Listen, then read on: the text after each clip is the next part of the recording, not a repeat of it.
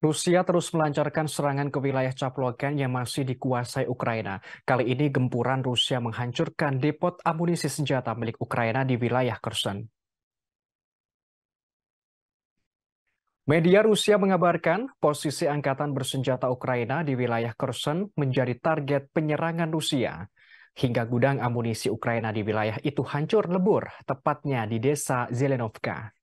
Tembakan artileri Rusia itu diluncurkan pada malam hari. Akibatnya 3 unit kendaraan militer rusak. Tak hanya itu, 4 tentara angkatan bersenjata Ukraina tewas.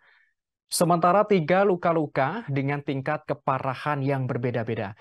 Selain itu, akibat serangan artileri di kawasan Olgovka, Ukraina kehilangan 10 orang meninggal dunia, 8 orang luka-luka, dan 2 mobil mengalami kerusakan. Terkait penduduk sipil, musim gugur yang lalu, warga masyarakat wilayah Kherson dievakuasi dari tepi kanan Dnipro, termasuk dari Kherson dan Berislav. Hal ini karena kemungkinan situasi yang buruk di jalur kontak peperangan. Komandan pengelompokan pasukan Rusia di zona operasi khusus Sergei Surovikin melaporkan penarikan unit dilakukan untuk mengambil pertahanan di sepanjang tepi kiri Dnipro. Sejak itu Kherson dan bagian tepi kanan wilayah yang berdekatan berada di bawah kendali angkatan bersenjata Ukraina. Sebagaimana diketahui belakangan ini, Rusia terus melancarkan serangan terutama di timur dan selatan Ukraina.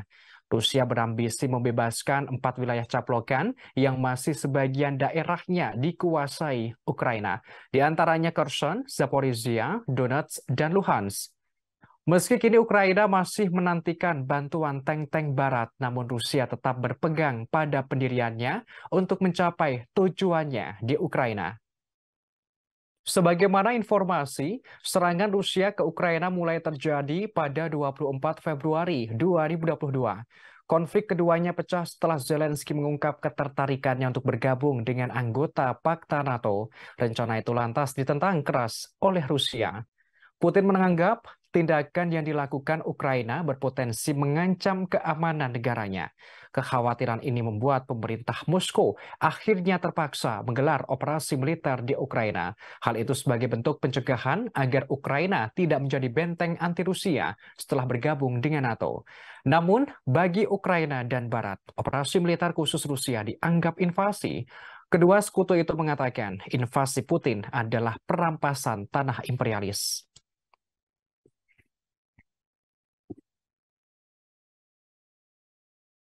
Terima kasih sudah nonton. Jangan lupa like, subscribe, dan share ya.